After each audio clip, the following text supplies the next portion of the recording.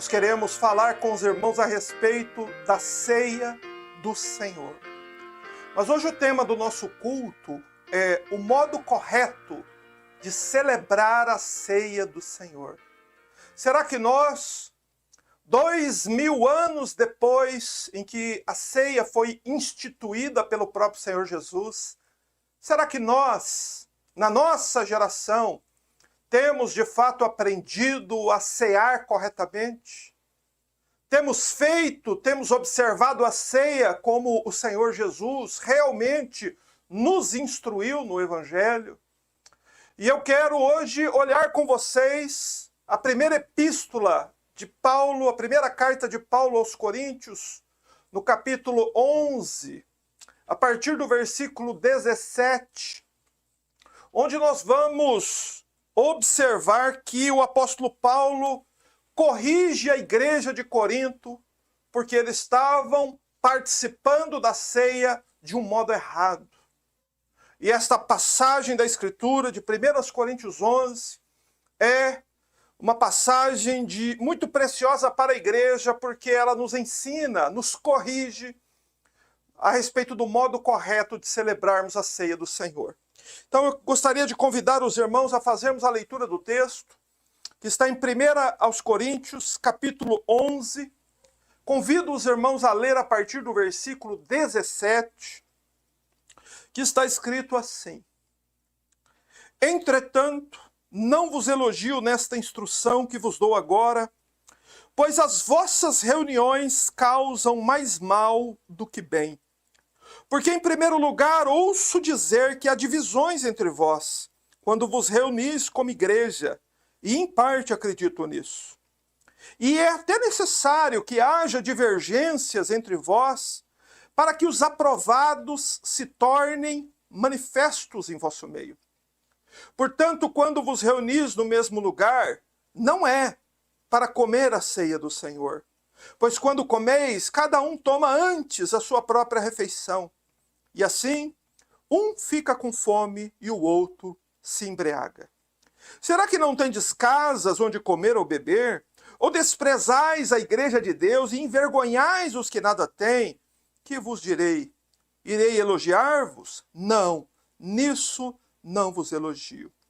Pois recebi do Senhor o que também vos entreguei. O Senhor Jesus, na noite em que foi traído, tomou o pão. E depois de ter dado graças, o partiu e disse: Isto é o meu corpo, que é dado por vós. Fazei isto em memória de mim. Do modo semelhante, depois de comer, tomou o cálice, dizendo: Este cálice é a nova aliança no meu sangue. Fazei isso todas as vezes que beberdes em memória de mim. Porque todas as vezes que comerdes deste pão e beberdes do cálice, proclamais a morte do Senhor até que ele venha. Por essa razão, quem comer do pão ou beber do cálice do Senhor de maneira indigna, será culpado de pecar contra o corpo e o sangue do Senhor. Examine, pois, o homem a si mesmo, e desta forma coma do pão e beba do cálice. E ainda o verso 29 que diz: Pois quem come e bebe sem ter consciência do corpo do Senhor, come e bebe para sua própria condenação. Amém. Feche seus olhos. Ore comigo por um instante, por favor. Pai, nós queremos adorá-lo nesta noite. Viemos a engrandecer o teu nome, Senhor. Render a ti, ó Deus, a nossa adoração, pois o Senhor é o nosso Deus e não há outro. Não há ninguém, Senhor, semelhante a ti. Tu és o primeiro e o último, o alfa e o ômega. Tu és o Senhor que estás assentado sobre o alto e sublime trono, e a tua vontade governa o mundo. Graças nós te damos, porque tu és o nosso Deus e o nosso Pai. Graças nós te damos por esta preciosa oportunidade de falarmos de tua palavra, de falarmos sobre a ceia, de participarmos, Senhor, deste momento tão solene e tão importante, meu Deus, com relação àqueles que servem a Cristo e andam no caminho do Senhor.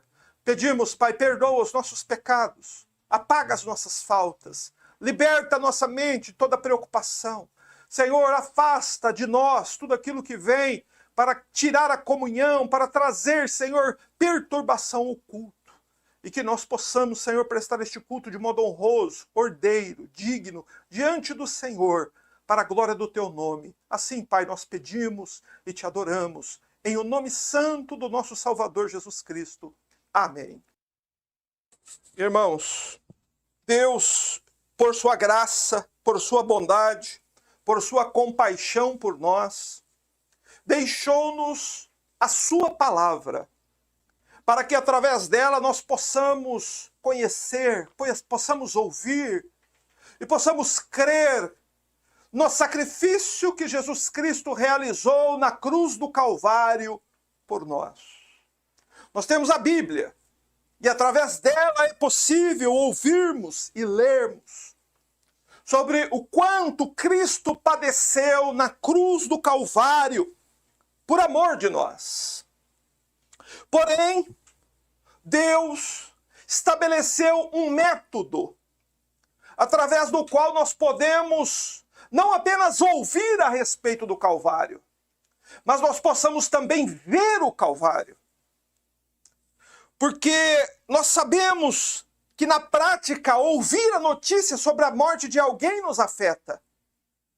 Porém, quando nós vemos o corpo e o sangue daquela pessoa que foi morta, isso nos afeta muito mais.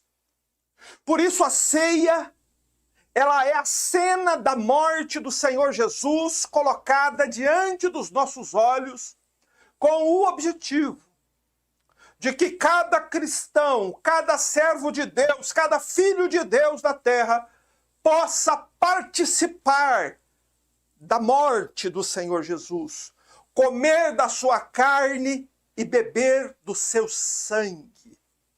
A ceia, ela é o método de Deus para que todos os discípulos de Cristo de todos os tempos comam a carne e bebam o sangue de Jesus. E desta forma, como nos ensina o Evangelho de João, capítulo 6, versículo 46. Quem come a minha carne e bebe o meu sangue permanece em mim e eu nele, disse o Senhor Jesus. Então o Senhor Jesus certa vez disse que para que alguém permaneça nele, é preciso que este continuamente coma da carne e do sangue, e beba do sangue do Senhor Jesus. Este que come da carne e bebe do sangue, permanece em Cristo e Cristo permanece nele. Então a ceia do Senhor, ela foi instituída pelo próprio Senhor Jesus. E foi nos colocado pelo próprio Senhor Jesus o modo como a ceia precisa ser realizada, celebrada, e também o modo como nós, como os cristãos, precisam se preparar para a ceia do Senhor. Mas a ceia do Senhor, ela foi instituída pelo próprio Senhor Jesus, por isso que ela é chamada assim, ceia do Senhor, porque foi o Senhor Jesus quem a instituiu.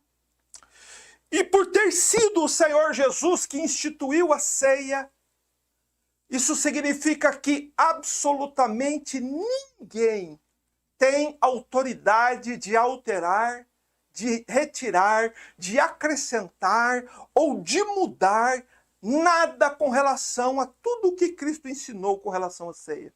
Você me entendeu? A ceia do Senhor, ela é chamada assim porque o Senhor Jesus a instituiu e colocou diante de nós em sua palavra, nos deixou em sua palavra o modo como nós devemos cear, como nós devemos participar da ceia. Porém, ninguém pode mudar o que Jesus estabeleceu. Nenhuma parte dessa ordenança, nenhuma parte desta celebração pode ser alterada, porque foi Cristo quem a ordenou. Todavia, nós, quando lemos a primeira epístola de Paulo aos Coríntios, nós vemos que a igreja de Corinto, ela havia mudado alguns aspectos da ceia do Senhor. Os coríntios, eles tinham misturado a celebração da ceia do Senhor com um tipo de tradição local. E com isso, com essa mistura, de ceia do Senhor com uma tradição local, eles descaracterizaram a ceia, e o apóstolo Paulo diz então, aí em 1 Coríntios capítulo 11, versículo 20, que não era a ceia do Senhor que eles estavam participando. Não era a ceia do Senhor que eles estavam celebrando. Mas a festa que eles faziam tinha marcas da ceia. Era parecida com a ceia. Só que por ela ter sido misturada com uma tradição local, ela foi descaracterizada. E o apóstolo Paulo então ensina, corrige a igreja, dizendo, gente, isso que vocês estão fazendo é uma coisa que parece a ceia, mas não é a ceia do Senhor. Está aí no versículo 20. Mas então, nós precisamos entender algumas coisas. A primeira delas é a seguinte, meu amado irmão, minha amada irmã, nós não podemos celebrar da ceia do Senhor como nós bem entendemos. Nós não podemos fazer uma celebração do nosso jeito, com a nossa cara, com o jeito do nosso povo. Não! Porque nós não podemos retirar nada do que Cristo instituiu, não podemos acrescentar nada, não podemos mudar nada. Tal como o Senhor instituiu, assim a ceia deve ser celebrada. Se houver qualquer mudança, se houver qualquer descaracterização, qualquer alteração naquilo que Jesus ordenou, nós corremos o risco de cometer o mesmo erro que a igreja de Corinto cometeu. Então, precisamos entender que para celebrar corretamente a ceia, nós precisamos obedecer fielmente o modo como o Senhor Jesus a instituiu. Mas, infelizmente, irmãos, pouca gente está fazendo isso. A ceia, ela só é ceia do Senhor quando ela é celebrada exatamente, fielmente, com todos os critérios que Cristo estabeleceu, tanto para a celebração, quanto para aqueles que irão participar dela. Mas eu digo para você, porque eu já andei por aí, já vi muitas ceias. Infelizmente, tristemente, eu posso dizer isso, os irmãos que nos assistem podem dizer isso, podem perceber isso. Muito pouca gente está fazendo a ceia tal como o Senhor Jesus de fato ordenou. Por isso eu convoco a igreja. Eu convoco a igreja para que nós nos voltemos à palavra de Deus, para que nós nos voltemos às palavras do próprio Cristo, para que, em primeiro lugar, nós aprendamos o verdadeiro significado da ceia do Senhor. O que é a ceia? Em segundo lugar, o modo correto de celebrar a ceia, qual é? Como é que se celebra a ceia? Será que é do jeito que você aprendeu? Será que é do jeito que todo mundo está fazendo mesmo? Ou será que é do modo como o Senhor Jesus instituiu? E em terceiro lugar, meu objetivo ainda hoje aqui é falar sobre o modo correto que nós devemos nos preparar para a ceia do Senhor. Há exigências pessoais para que um cristão se prepare adequadamente, para só depois deste preparo adequado, ele comer do pão e beber do cálice. Mas em primeiro lugar, vamos olhar com rapidez os erros que a igreja de Corinto estava cometendo com relação a isso. O capítulo 11 dessa epístola foi escrito exatamente porque chegou aos ouvidos do apóstolo Paulo que estavam acontecendo alguns erros no próprio culto da igreja e também na celebração da ceia do Senhor. Se você ler comigo aí o verso 17. Entretanto, não vos elogio nesta instrução que vos dou agora, pois as vossas reuniões causam mais mal do que bem. Você prestou atenção no que Paulo disse aqui? Paulo antes estava elogiando a igreja por causa da fidelidade da igreja com relação às orientações que o apóstolo Paulo havia deixado a ela. Porém, agora o apóstolo Paulo diz o seguinte, que o culto que eles estavam fazendo, que o culto que eles estavam celebrando, ao invés de fazer bem às almas, estava fazendo mal. Você já parou para pensar nisso? Será que os cultos que você está participando, que eu estou participando, estão nos fazendo bem? Ou estão nos fazendo mal? É possível ir num culto e que e aquele culto faça mal a você ao invés de bem? Sim, é possível, e a Bíblia está aqui para comprovar isso. Então não é qualquer tipo de religião, porque canta músicas, porque tem alguém pregando lá, que aquilo vai abençoar a sua vida, não. Aquilo pode te trazer mais mal do que bem. Mas além dos problemas no culto, de o culto lá na igreja de Corinto está fazendo mais mal do que bem, uma antiga tradição havia penetrado na igreja. A igreja de Cristo é a noiva do Cordeiro. Tradições do mundo, tradições antigas ou tradições novas não podem penetrar na igreja. Aqui entrou uma tradição antiga na igreja. E então, o que aconteceu? Os crentes, eles estavam realizando antes da ceia do Senhor uma espécie de jantar. Antes de celebrar a ceia, eles estavam jantando. Em outras religiões havia esse procedimento também, de preparar uma janta antes de uma determinada liturgia. Mas não era um tipo de refeição comunitária que eles preparavam. O costume não era como às vezes nós fazemos, né, uma refeição comunitária. A cada um traz alguma coisa e todos comemos juntos. Não era isso que eles estavam fazendo. O costume que penetrou na igreja era que cada um deveria trazer a sua própria refeição. Só que as pessoas comiam a própria refeição que traziam. Então, as pessoas ricas da igreja estavam trazendo ali suas grandiosas refeições, enquanto os pobres, os humildes, estavam trazendo suas humildes provisões. Você já imaginou um caso desse? Uma igreja grande, como era a igreja de Corinto, com muitas pessoas ricas. As pessoas vinham chegando então, trazendo grandiosos banquetes, e assentando à mesa com suas famílias, enquanto os pobres da igreja trazendo humildes provisões, se assentando ali. E o que foi que essa tradição, o que foi que essa festa aparentemente despretensiosa causou? Causou uma divisão na igreja. Uma divisão entre os ricos e os pobres. E essa divisão invadiu até mesmo a ceia do Senhor. Então, o que foi que eles fizeram, enfim? Eles misturaram uma tradição local com uma ordenança espiritual.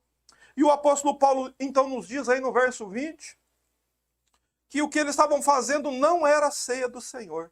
O que eles estavam participando poderia até ser uma festa parecida, uma celebração parecida, mas não era a ceia do Senhor. E por que não? Porque Cristo não ordenou que a ceia fosse feita desta forma.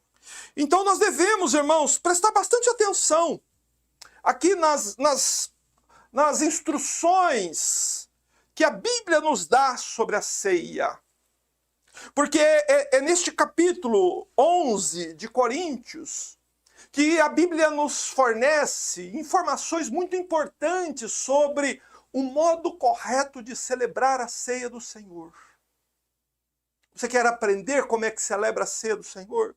Aprenda em 1 Coríntios 11. E aqui também é mostrado o modo correto de um cristão se preparar para se assentar à mesa do Senhor. O modo que você deve se preparar deve ser com antecedência, deve ser com seriedade. E você tem que se preparar para sentar à mesa do Senhor. Mas agora pense, por um instante, reflita comigo. Será que o modo como a ceia do Senhor está sendo celebrada hoje está de acordo com a ordem dada pelo Senhor Jesus Cristo? Será que, se você for nas igrejas e olhar o modo como as igrejas estão celebrando a ceia, está de acordo com 1 Coríntios 11? Será que a ceia do Senhor está sendo celebrada hoje do modo como a Bíblia ensina? Vamos ler nos versos 21 e 22. Ele diz assim: pois quando comeis, cada um toma antes sua própria ceia ou sua própria refeição. Assim, um fica com fome e o outro se embriaga. Será que não tendes casas onde comer e beber? Ou desprezais a igreja de Deus? Envergonhais os que nada têm? Que vos direi? Irei elogiar-vos? Não, nisso não vos elogio.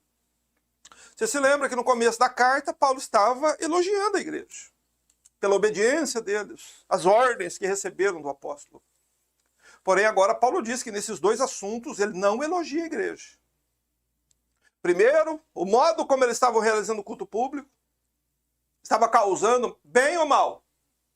Então, cuidado.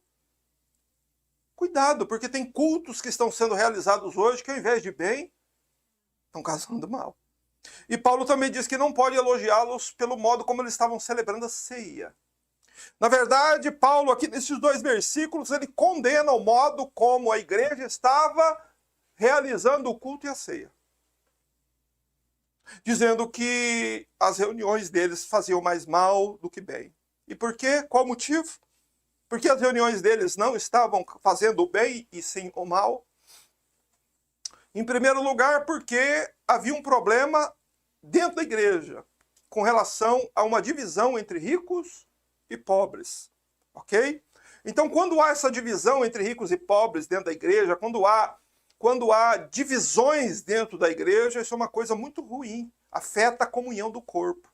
Então, isso vai afetar diretamente a ceia do Senhor. Não pode haver divisão. E uma outra coisa que não pode haver dentro da igreja: costumes mundanos. Festas do mundo dentro da igreja. Festa do mundo contamina o culto, contamina a ceia, contamina a vida do crente. É isso que faz com que os cultos se tornem, que façam mais mal do que bem. Porém, olhe um instantinho, novamente, o versículo 20. Releia esse versículo para que você esteja bem certo o que está escrito aí. Eu vou ler na minha versão. Eu peguei mais duas outras versões para que os irmãos possam acompanhar e perceber que é exatamente isso que Paulo está dizendo. Verso 20, Paulo diz: portanto, quando vos reunis no mesmo lugar, não é para comer a ceia do Senhor. O que Paulo está dizendo aí? Na versão Almeida Revista e Atualizada, Paulo diz: quando, pois, vos reunis no mesmo lugar, não é a ceia do Senhor que comeis. Essa refeição que vocês estão comendo aí, não é a ceia do Senhor. Em outra versão diz: quando, pois, vos reunis, o que fazeis não é comer a ceia do Senhor. Parece a ceia do Senhor, mas não é a ceia do Senhor. Ok? Paulo diz, em outras palavras, seja o que for que vocês estejam fazendo aí em Corinto, isso não é a ceia do Senhor. Só que há um detalhe aqui que é necessário que nós destaquemos. Os crentes de Corinto pensavam que estavam celebrando a ceia do Senhor. Você entende? Embora eles não estivessem celebrando a ceia do Senhor, mas uma coisa diferente. Eles achavam que estavam celebrando a ceia do Senhor. E essas palavras de Paulo do verso 20 deveriam nos fazer pensar. Será que nós estamos celebrando adequadamente a ceia do Senhor, conforme a prescrição dada pelo próprio Senhor Jesus Cristo? Por acaso, será que nós, 20 séculos depois, estamos celebrando adequadamente a ceia? Uma outra coisa que este versículo deveria produzir em nós é definitivamente retirar da nossa mente qualquer ideia de que um mero encontro de pessoas para comer pão e vinho, comer pão e beber vinho, é participar da ceia. Devemos tirar essa ideia da cabeça, porque ela não é verdadeira. A Bíblia desmente essa ideia. Esses crentes de Corinto estavam realizando uma cerimônia com pão e vinho. Só que Paulo diz que não era a ceia do Senhor que eles estavam participando. Hoje em dia tem todo tipo, ceia, realizada de toda forma que você possa imaginar, e formas que nós sequer conseguimos imaginar. Só que estas celebrações não são a ceia do Senhor. Você está me entendendo? É preciso tirar da cabeça. Tira da sua cabeça, deleta, aperta lá no botão delete e tira da sua cabeça essa ideia de que um encontro de pessoas com bandejas nas mãos ali, com pedacinhos de pão e com cálices de vinho, aquilo é a ceia do Senhor. Tira da sua cabeça essa ideia, porque não é simplesmente um encontro de pessoas para comer pão e beber vinho que caracteriza a ceia. É preciso muito mais do que isso para que seja uma ceia do Senhor. É preciso muito mais do que pão e vinho e algumas pessoas para que nós celebremos verdadeiramente a ceia do Senhor. Agora nós vamos observar, depois de falar dos problemas com o culto e com a ceia, vamos observar como é que o apóstolo Paulo corrige a igreja. Vamos aprender com o apóstolo Paulo como é que se corrige a igreja. Veja, Paulo vai começar então a corrigir estes erros da igreja a partir do verso 23. Somente o início do verso, ele diz: pois recebi do Senhor o que também vos entreguei. Veja que o apóstolo Paulo, ele foi o maior escritor bíblico, você sabe disso? Paulo escreveu 13 cartas. Há muita gente que diz que ele escreveu a carta aos Hebreus também. Se ele escreveu a carta aos Hebreus, então são 14 livros da Bíblia escritos por esse homem, se não 13. Então ele é, por si só, o maior escritor bíblico. Paulo foi também o maior missionário do mundo. O mundo nunca viu um missionário igual Paulo. Paulo foi ainda o maior doutrinador da igreja. Porém, o apóstolo Paulo, mesmo sendo um apóstolo de Cristo, não ousou dar o parecer dele sobre a ceia do Senhor. Ele não ousou dar uma opinião dele sobre a ceia, não. O que Paulo faz? Paulo se limitou a relembrar à igreja as palavras do Senhor Jesus sobre a ceia. Você entendeu?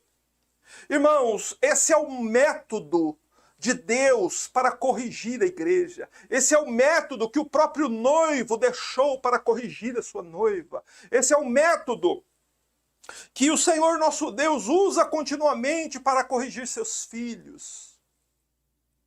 O modo como nós precisamos ser corrigidos não é outro, senão relembrarmos as palavras do próprio Cristo. Por isso Paulo, quando começa a corrigir a igreja sobre os erros, ele diz, pois recebi do Senhor o que também vos entreguei. O que eu vou dizer para vocês, eu ouvi do próprio Cristo, não são palavras minhas, são palavras de Cristo. E, irmãos, é isso que a igreja precisa realmente. É isso que falta para a igreja da nossa geração. Ouvir mais a voz de Jesus, ouvir mais a voz do noivo e ouvir menos a voz dos homens. Paulo transmite à igreja a instrução que ele recebeu do Senhor com relação à ceia do Senhor. E qual foi a instrução que Paulo recebeu? Ele diz, verso 23, parte B. O Senhor Jesus, na noite em que foi traído, tomou o pão. Paulo começa a corrigir a igreja mostrando um aspecto muito importante e praticamente esquecido na nossa geração. A ceia do Senhor foi instituída por Jesus à noite. Na noite em que Jesus foi traído. Não sei se você sabe, mas a própria palavra ceia tem uma conotação de uma refeição comida no período noturno. No nosso costume, a palavra ceia equivale a um jantar. Então, se Jesus tivesse instituído a ceia no nosso tempo, no nosso linguajar, na nossa cultura, seria o jantar do Senhor. Você me entende que Paulo começa aqui do início, mostrando para eles que não se pode celebrar a ceia em qualquer período do dia. que ceia só se celebra no período da noite. Porque celebrar a ceia em qualquer outro período já é um desvio do próprio sentido da palavra ceia. Você entende que não é sem razão, que nem a Páscoa e nem a ceia podiam ser comidos de dia? A Páscoa também precisava ser comida à noite. E a ceia também precisa ser comida à noite, porque foi assim que o Senhor Jesus ordenou, amados. E por quê? Mas qual é o objetivo? Por que precisa ser à noite? Porque a celebração da ceia é uma recriação daquele momento daquela noite em que o Senhor Jesus foi traído por Judas. A ceia é a lembrança da igreja de que o nosso Senhor foi morto por nós, porém ele foi traído por um de seus 12 discípulos, de um amigo, ele foi traído por um amigo. E então você deve pensar, e quando você for se assentar à mesa do Senhor, você deve sempre se lembrar que tristeza havia no coração do Senhor Jesus por saber exatamente isso. Que é na noite em que ele instituiu a ceia, a noite da traição. Por isso que a ceia só pode ser realizada no período noturno. E é por isso que o nome dado a essa celebração é ceia. Porque ceia se refere a uma refeição noturna. Além disso, Paulo lembra a igreja de Corinto que o Senhor Jesus, na noite que foi traído, ele está nos seus últimos instantes com seus discípulos. Jesus institui a ceia poucos instantes antes do horror da prisão, das humilhações e da cruz. Por isso o nome da celebração é ceia. Ela foi instituída à noite e foi instituída sob a triste expectativa da traição de Judas. E por isso que é a ceia do Senhor, porque foi o Senhor Jesus Cristo em pessoa quem ordenou que a ceia fosse celebrada dessa forma. Paulo está lembrando a igreja. O Senhor Jesus, na noite em que foi traído, instituiu a ceia. Mas, irmãos, uma celebração com pão e vinho só é ceia do Senhor se a igreja observar fielmente o modo como Cristo instituiu. E é o que isso que Paulo está fazendo. Vocês percebem?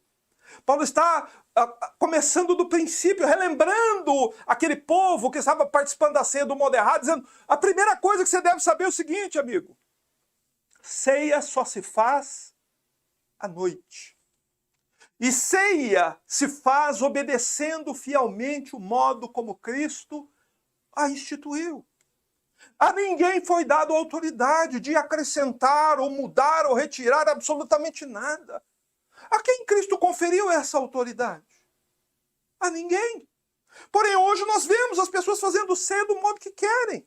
Os líderes religiosos, as igrejas, as pessoas fazem ceia de acordo com os seus desejos, dos seus jeitos. Porém, a gente pode dizer com muita segurança diante daquilo que o apóstolo Paulo disse no verso 20. Qualquer celebração parecida com a ceia, mas que não foi fielmente obedecida de acordo com as orientações de Cristo, esta não é uma ceia do Senhor. Por isso a ceia foi instituída à noite. E depois Paulo fala também do pão que foi usado na ceia.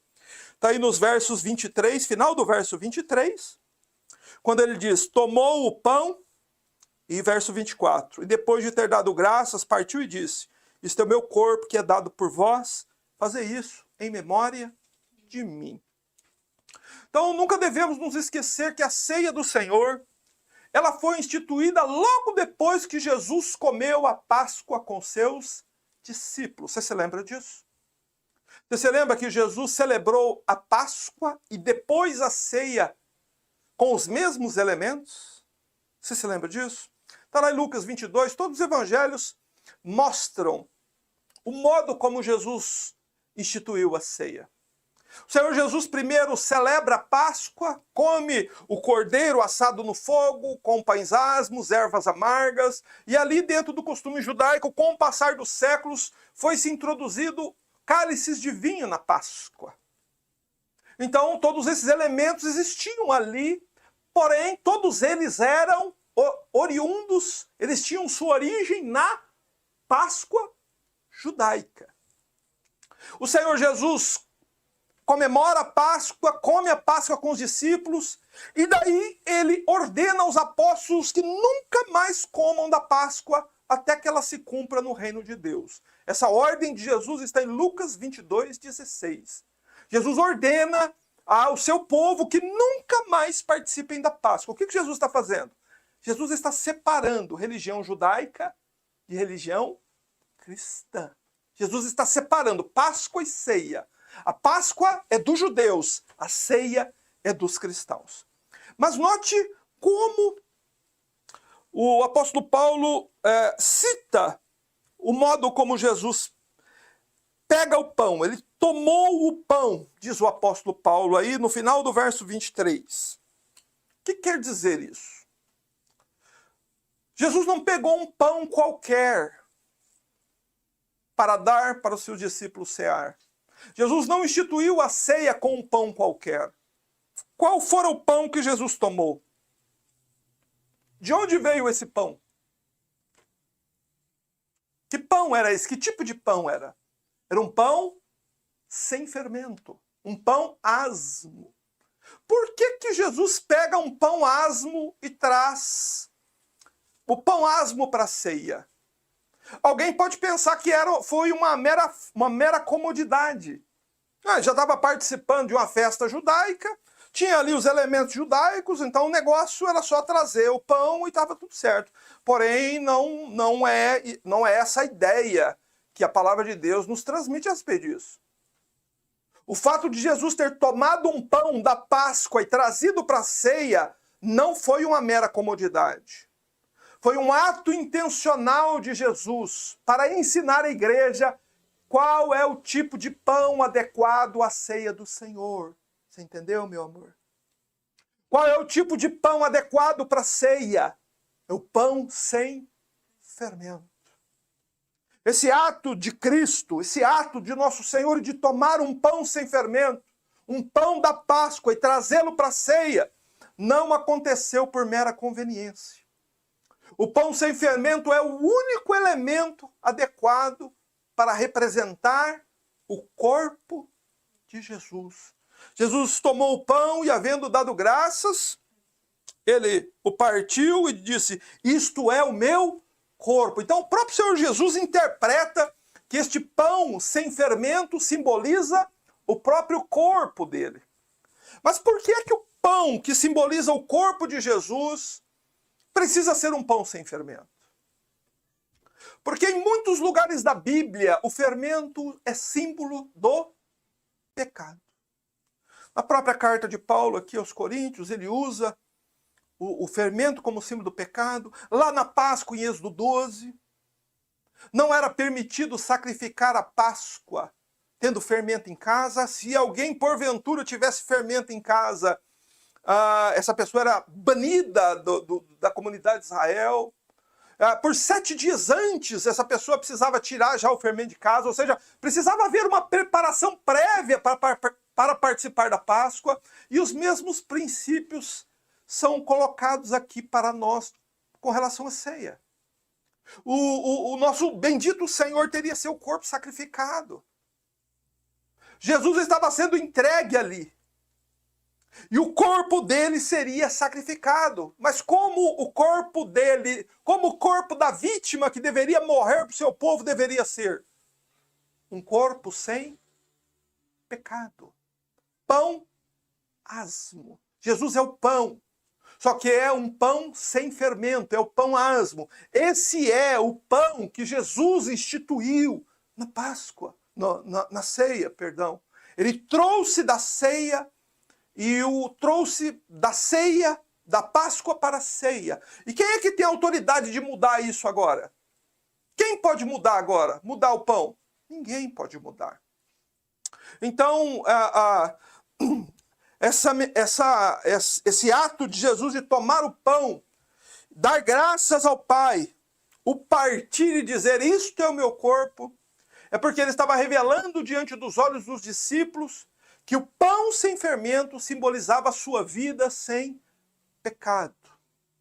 Jesus seria sacrificado assim como ele foi, sem pecado, assim como Isaías 53 profetizou, assim como em inúmeras passagens da Escritura é dito, que nele não havia pecado, na sua boca nunca se achou engano.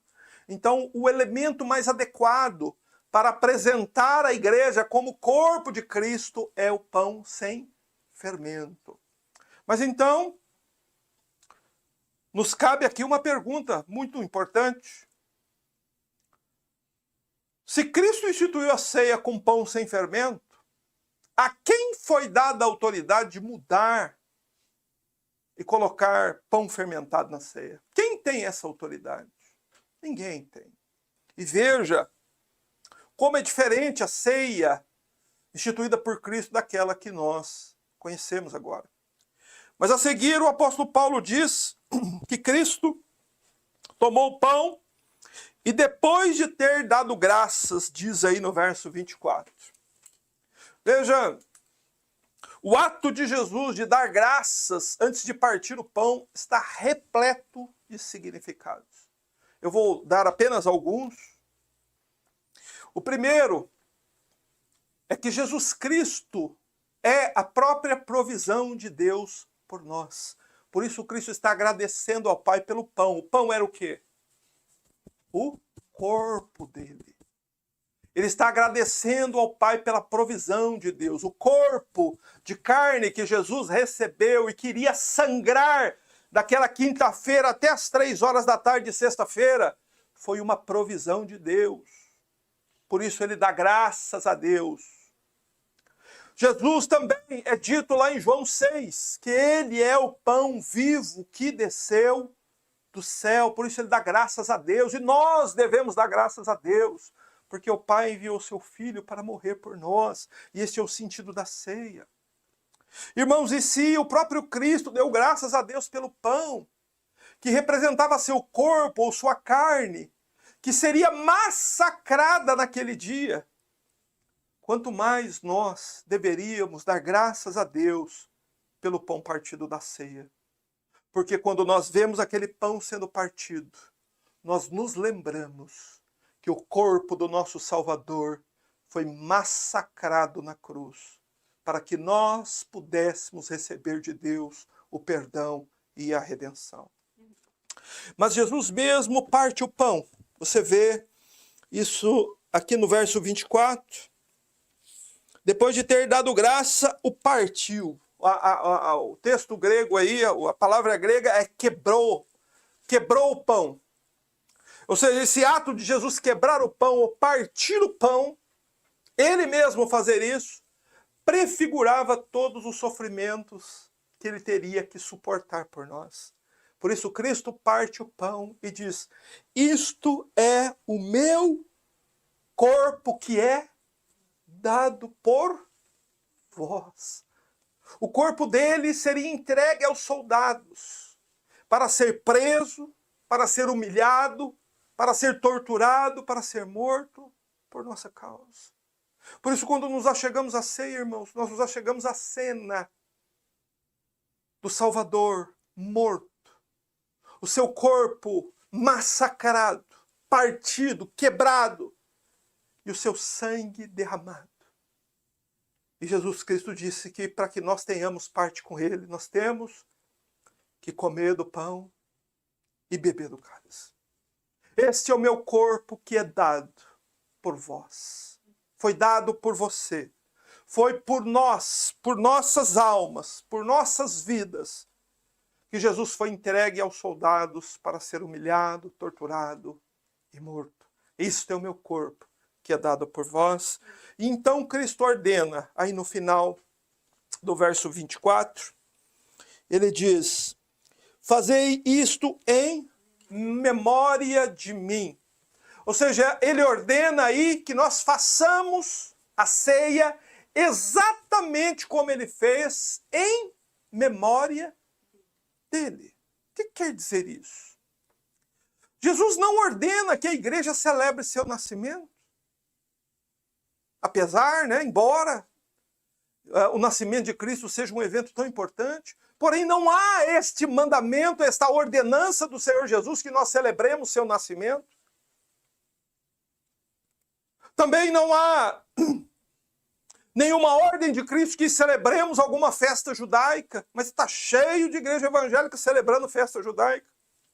O que Cristo ordena que nós façamos é que celebremos a sua morte.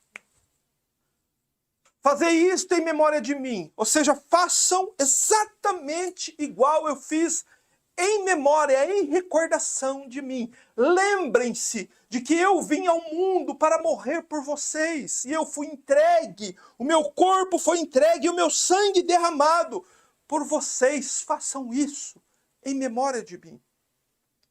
Mas a seguir o apóstolo Paulo relembra que nosso Senhor Jesus também disse, no verso 25, que do mesmo modo, depois de comer, depois de cear, depois de comer o pão, tomou o cálice, dizendo: este cálice é a nova aliança do meu sangue.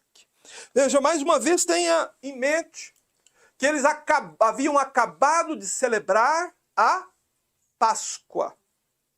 E que na comemoração da Páscoa, com o passar dos anos, dos séculos, entrou na tradição da Páscoa o hábito deles tomarem 4 cálices de vinho durante a Páscoa. Então havia vinho ali como elemento da Páscoa. E do mesmo modo, diz o apóstolo Paulo, que Cristo tomou o pão asmo e o trouxe para a nova aliança, Cristo pega também um cálice de vinho da Páscoa e traz este cálice de vinho para a nova aliança. Aí agora eu faço uma pergunta para você. Quem mais tem autoridade de trazer ordenanças para a igreja? Quem mais pode fazer isso? Ou quem pode desfazer o que Cristo fez? Ou ainda, quem pode substituir o vinho por qualquer outra coisa? Você entende? Você quer participar da ceia do Senhor? Você tem consciência das consequências que recai sobre a sua cabeça de participar errado da ceia do Senhor? Da importância da ceia do Senhor? Então a siga assim como o Senhor Jesus ordenou. Cristo dá graças a Deus também pelo cálice de vinho. E ele diz que este cálice é o cálice da nova aliança. Veja, Jesus faz distinção, embora muitos evangélicos, muitos crentes atuais não façam essa diferença, o próprio Salvador dos homens faz distinção entre antiga aliança e nova aliança. Na antiga aliança também havia sangue de animais, de bodes, de touros, de ovelhas. Na nova aliança também tem sangue, porém agora o sangue do Filho de Deus.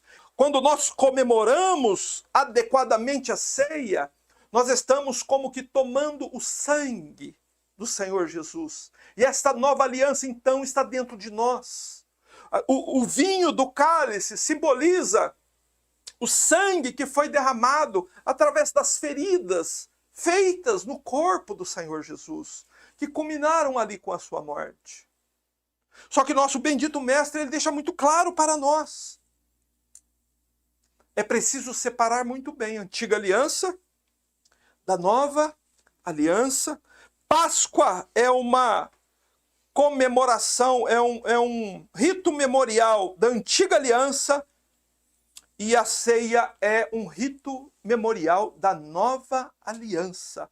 E eu te dou um conselho, meu amado irmão, seja lá quem for que vai ouvir essa pregação no futuro. Nós não devemos misturar as alianças. Elas precisam ficar muito bem separadas. Você sabe por quê? Você sabe por quê? Porque cristianismo misturado com judaísmo já é uma mistura condenada pela própria palavra de Deus. Depois você lê Atos 15, e você vai ver que já desde o começo da igreja quiseram misturar rituais do Antigo Testamento com o Novo Testamento, e no concílio da igreja, em Atos 15, a igreja rechaça, recusa essa ideia e diz que o homem é salvo pela graça sem as obras da lei. é preciso separar as alianças. E além disso, nós temos também a carta que Paulo escreveu aos Gálatas. Você lembra o que aconteceu lá? Os Gálatas misturaram o Evangelho com o Antigo Testamento. E lá então, os Gálatas começaram a não comer carne de porco, a querer guardar o dia de sábado, começaram a fazer a maior bagunça. E Paulo escreve a carta aos Gálatas dizendo que se admirava deles, porque eles haviam recebido o verdadeiro Evangelho, mas rapidamente passaram para um outro Evangelho. Esse outro Evangelho é o Evangelho de Cristo misturado com a lei de Moisés. Isso não pode ser misturado. Mas nós vemos isso com muita facilidade hoje no Adventismo e outras religiões que existem, uma mistura de evangelho com o judaísmo, sendo que essa mistura de cristianismo com judaísmo é condenada pela própria palavra de Deus. Mas você nota, quero só destacar um aspecto muito importante aqui que o apóstolo Paulo fala no verso 25, né? Mencionando as palavras do Senhor Jesus. Ele diz assim: do mesmo modo, depois de comer, tomou o cálice, dizendo: este cálice é a nova aliança do meu sangue. Então, todas as vezes que você for cear, você tem que estar consciente de que você está numa nova aliança. E que esta aliança agora ela está baseada no sangue do Filho de Deus derramado, e que você está celebrando da ceia, recordando que sangue foi derramado por sua causa. E este sangue, ele é o que revela que nós estamos numa nova aliança agora. Vamos prosseguir, vamos mostrar aqui para os irmãos o verso 26, onde Paulo fala qual a razão, por qual motivo se deve celebrar a ceia. Vamos ler o verso 26. Porque todas as vezes que comerdes deste pão e beberdes do cálice, proclamais a morte do Senhor até que ele venha. Ou seja, Paulo diz aqui a razão. Por que se faz a ceia? Qual é o motivo por trás da ceia? Por que a igreja deve celebrar a ceia? Preste muita atenção, grave este verso 26. Paulo diz todas as vezes, ou seja, é nosso dever participar da ceia do Senhor todas as vezes que ela for celebrada pela igreja. É seu dever.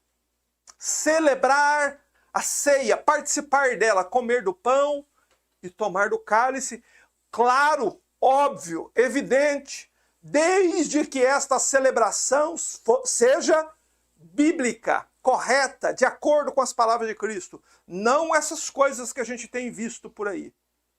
Mas todas as vezes, vocês me entenderam?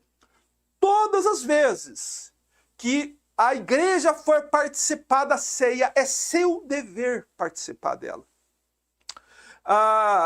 Todas as vezes que comerdes deste pão e beberdes deste cálice. Veja que Paulo coloca as coisas nestes termos. Comer deste pão. A que pão Paulo está se referindo? Ao pão asmo, ao pão sem fermento. É deste pão, o qual Cristo instituiu a ceia, o único adequado, o único ordenado por Cristo, o único pão bíblico com a qual pode-se realizar a ceia. Então você deve comer deste pão e beber deste cálice, para quê? Anunciar a morte do Senhor Jesus. Então esse versículo nos mostra a razão, minha filha, de por que se celebra a ceia. Essa é a única razão. Todas as vezes que ceamos, nós estamos recordando a morte do Senhor. Vocês entenderam? Isso significa que qualquer outro motivo, mesmo que usando os elementos corretos da ceia, não é a ceia do Senhor que está sendo celebrada. Vocês entenderam?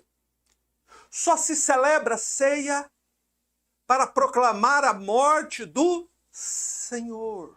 Não se celebra a ceia porque abriu um salão novo, não se celebra a ceia para alegrar a igreja, não se celebra a ceia porque é dia tal, não se celebra a ceia porque aconteceu alguma coisa, não se celebra a ceia por nenhum outro motivo a não ser proclamar a morte do Senhor. E até quando a igreja deve celebrar a ceia?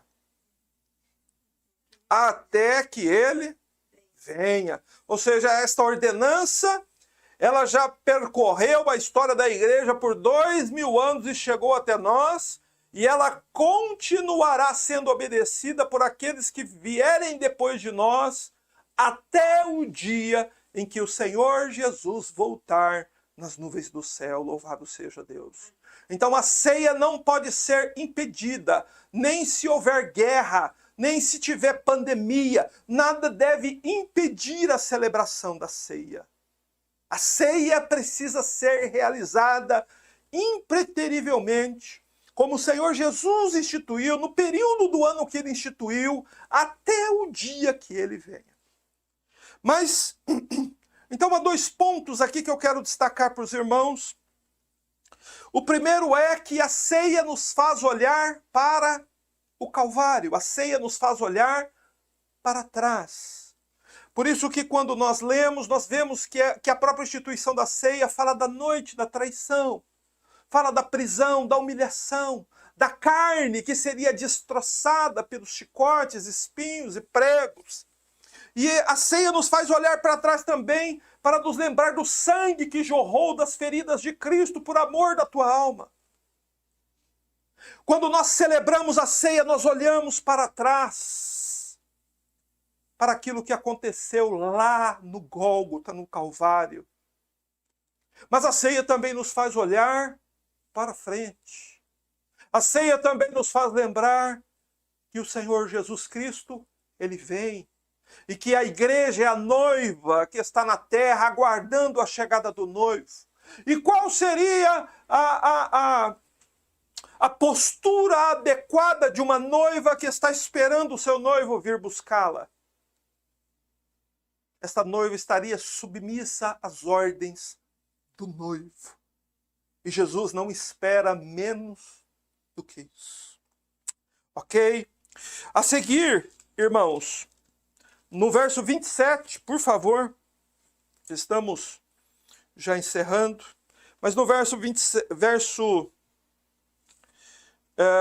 27, ele nos deixa uma séria advertência. Veja como a ceia é uma coisa muito séria, o pessoal não leva a sério a ceia como deveria, mas este versículo deveria causar temor em nós. Ele diz, por essa razão, né, por causa daquilo que Cristo instituiu, do modo como Cristo instituiu a ceia, por esta razão, quem comer do pão e beber do cálice do Senhor de maneira indigna será abençoado ou será condenado, culpado. Veja, preste atenção, escuta, irmão. Para o que você está fazendo e presta atenção. Paulo está dizendo, por causa da solenidade da ceia, por causa das coisas que a ceia representa, nada menos do que o corpo do Filho de Deus ter sido estraçalhado pelos soldados. Pela razão de o sangue do Filho de Deus ter sido derramado pelas feridas que foram abertas no seu corpo. Por essa razão, quem comer do pão e beber do cálice do Senhor de maneira indigna, não será abençoado. Será culpado. Isso significa que quem crê em Cristo tem que viver uma vida digna. O que é uma vida indigna? O que Paulo quer dizer aqui com indigno? Né? Que aquele que comer do cálice do Senhor de maneira indigna. O que Paulo quer dizer com isso? Essa palavra indigno diz respeito ao estilo de vida que a pessoa vive. Uma pessoa indigna de tomar a ceia é aquela que frequenta a igreja, mas que ela vive uma vida diferente da vida que Cristo ordenou que um cristão vivesse. Existe o Sermão da Montanha. Lá está o padrão ético e moral pela qual todo crente precisa viver. Quando alguém não vive, despreza o ensinamento de Cristo e depois vai lá e toma ceia, ao invés de bênção, ele traz sobre si culpa, maldição, condenação. Qual seria o estilo de vida digno? É o estilo de vida ordenado pelo Senhor. Você deve comer e beber do cálice do Senhor de maneira digna, ou seja, você precisa viver antes de participar da ceia, como o Senhor Jesus ordenou que você viva. Conheça o Sermão da Montanha, decore o Sermão da Montanha, aplique o Sermão da Montanha. Aplique todas estas ordens de Cristo, porque este é o método de se apresentar de modo digno diante da mesa do Senhor. Porque quem se apresentar de modo indigno vai ser culpado pela morte cruel, brutal, que o Senhor Jesus suportou. E pense quão sério é isso. Você já imaginou sair do noticiário que uma pessoa foi brutalmente espancada e assassinada e era inocente? E depois sai a notícia que o seu nome está envolvido naquilo? Que terrível é isso? Não é menos o que acontecerá com aqueles que cearem indignamente. Mas, irmãos, infelizmente, hoje crianças estão ceando. Hoje pessoas que nunca leram a Bíblia estão ceando. Pessoas com casamento errado estão ceando. Nós devemos temer e tremer diante disso aqui, colocar a vida em dia, porque está chegando a hora de nós cearmos com o Senhor. Mas Paulo diz que quem comer e beber de modo indigno não será desculpado, será culpado de pecar contra o corpo e o sangue do Senhor. Amém? Verso 28, então, como é que nós nos preparamos para a ceia? Verso 28. Examine, pois, o homem a si mesmo, e desta forma coma do pão e beba do cálice. Verso 28. Aqui Paulo começa a sua conclusão. Examine-se, pois, ou, portanto, examine-se o homem a si mesmo. Paulo está dizendo que é ordenado a todo aquele que vai se achegar à ceia do Senhor, que ele olhe para dentro dele mesmo antes dele participar da ceia do Senhor. O instinto natural dos homens é olhar para fora dele. Mas a ceia faz você olhar para dentro de você mesmo. É preciso que você faça um autoexame muito criterioso. É preciso que você faça um autoexame à luz da palavra de Deus, em oração, com o auxílio do Espírito Santo, para ver se você não está vivendo em algum pecado que a Bíblia condena. A avareza é condenado pela Bíblia. Nesses dias nós falamos sobre ansiedade, é pecado. Então nós devemos fazer um autoexame. Examine-se, pois, o homem a si mesmo, e assim coma do pão e beba do cálice. Um aspecto importante aqui é que se alguém por acaso cear em pecado, em vez de bênção, ele vai receber condenação. Mas há detalhes importantes aqui, né? Porque então há pessoas que fogem da ceia porque sabem que estão em pecado. Nem na ceia não vão, não querem nem saber da ceia. Só que essa pessoa, ela não está comendo e bebendo de Cristo como Cristo ordenou. E qual será a consequência então? Ela vai cada vez se afastar mais de Cristo. Lembra que Jesus disse isso lá em João 6,56? Quem come a minha carne e bebe o meu sangue permanece em mim e eu nele. Ou seja, quem come continuamente a minha carne e bebe continuamente o meu sangue permanece em mim. Ou seja, a ceia é um método para manter também a igreja purificada. Porque o crente que sabe que vai cear, que vai estar chegando o momento da ceia, o período da ceia, ele vai fugir do pecado a todo custo para poder se apresentar na ceia do Senhor. Você entende? Ninguém deve fugir da ceia por causa do pecado. Você deve fazer o contrário. Você deve fugir do pecado por causa da ceia. Um outro aspecto aí que eu quero destacar e já partir para o encerramento é o seguinte. Paulo ordena que o homem examine-se, pois, o homem a si mesmo. E então coma do pão. Essa análise de quem é permitido cear não é feita pelo pastor. Ninguém pode dizer, fulano pode, Beltrano não pode. A gente vê que em igrejas o pastor mete o dedo lá e diz, esse não pode porque ele está em pecado. Esse não pode por causa disso. A Bíblia não dá essa autoridade a ninguém. Quem é que decide se vai cear ou não é o indivíduo. Ninguém tem autoridade, ninguém pode proibir ninguém de cear. Você entende? Por isso, esse autoexame é responsabilidade pessoal. Você entende? Amém? E as consequências de cear para o bem ou para o mal também são responsabilidades pessoais. Amém? Amém. Mas para que você venha cear, além do que já foi passado aqui, o último versículo que eu quero examinar com vocês é o verso 29, que nos revela que para que nós venhamos cear de modo correto, nós precisamos aprender a honrar a igreja. Pois quem come e bebe sem ter consciência do corpo do Senhor, come e bebe para a sua própria condenação.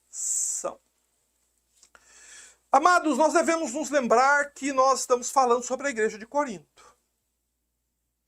E que lá na igreja de Corinto estavam participando da ceia pessoas que tinham um coração egoísta e estavam vivendo em desarmonia com outros irmãos.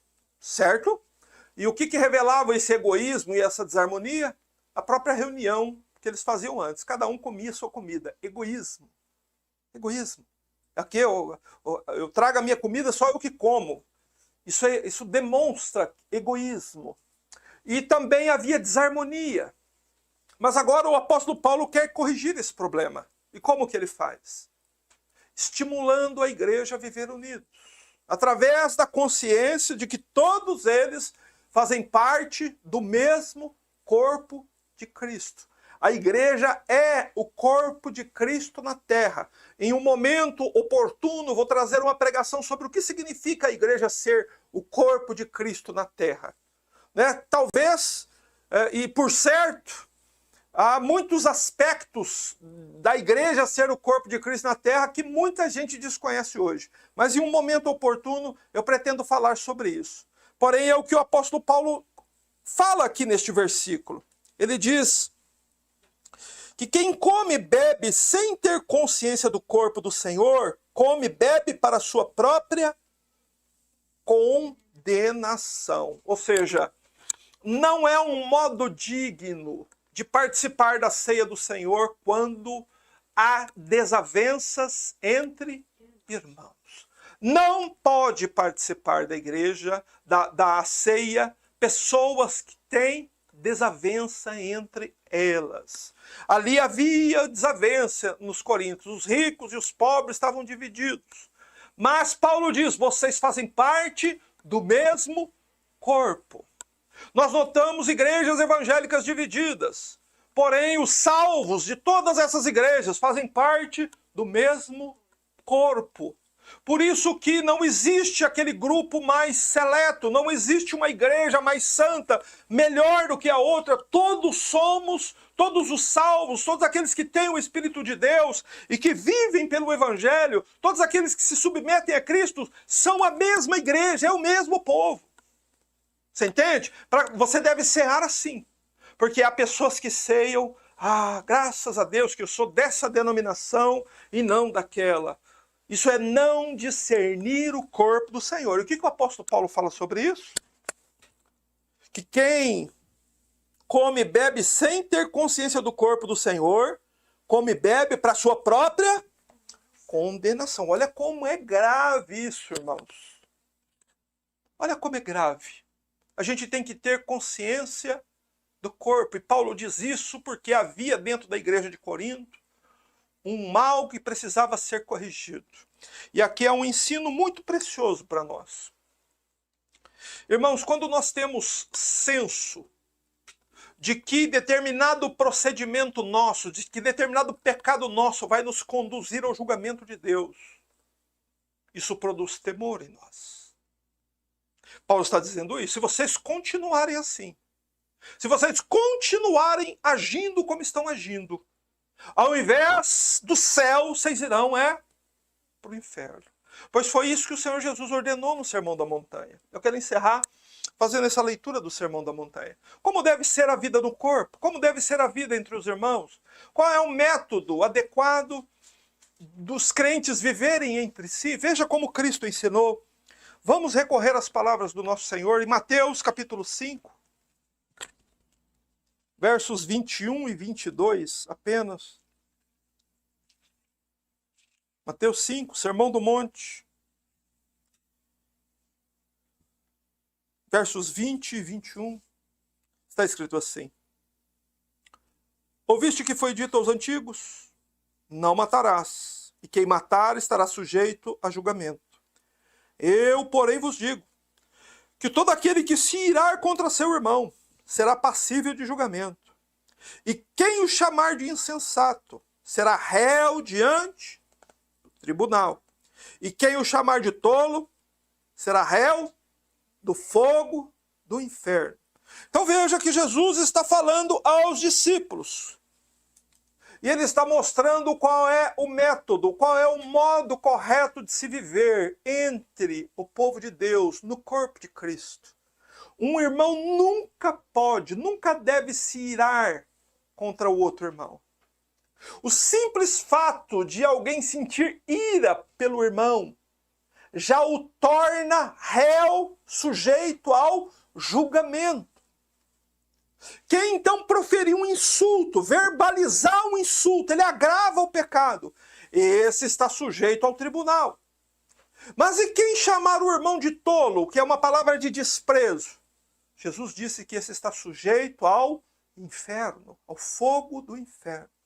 Então a palavra, a vida no corpo, a vida daqueles que vão participar da ceia, precisa ser uma vida de união, de harmonia, de amor, de ajuda própria. O espírito de partidarismo, o espírito do egoísmo, essas coisas precisam ser banidas de dentro da igreja, para que nós possamos nos achegar adequadamente à ceia do Senhor e comermos adequadamente do pão e bebermos do cálice e assim estarmos cada vez mais fortalecidos na presença do nosso Deus, aguardando o dia bendito em que o Senhor haverá de retornar. Porque Ele promete que nós vamos cear no reino dEle, louvado seja Deus. Então eu convido os irmãos a encerrarmos o culto, a encerrarmos essa pregação, pedindo a todos que reflitam muito sobre o que ouviram. Porque estas coisas, elas têm sido muito negligenciadas na nossa geração. Ame seu irmão. Ore por seu irmão. Lembre do seu irmão que está doente. Vê se o seu irmão está precisando de alguma coisa. Vá visitar o seu irmão. Ame seu irmão. Na igreja, no culto, a todo tempo. Esse é o método adequado. O Senhor Jesus ele deixou uma marca para a igreja. Ele disse assim: e todos saberão que sois meus discípulos. Como? Se vos amardes uns aos outros. É o amor fraterno de um irmão para com outro irmão, que prova que este povo é povo de Deus. Então ore ao Senhor, pela sua vida, pela minha vida, porque nós vamos nos assentar à mesa de Deus. Amém. Pai, nós te louvamos por tão ricas e preciosas palavras. Te louvamos, Senhor, por tão vasto, tão gracioso, tão bendito ensinamento. Meu Deus, que nos mostram que muitos dos nossos procedimentos de agora estão errados e que nós precisamos continuamente recorrer à palavra de Deus para sermos corrigidos a tempo, Senhor.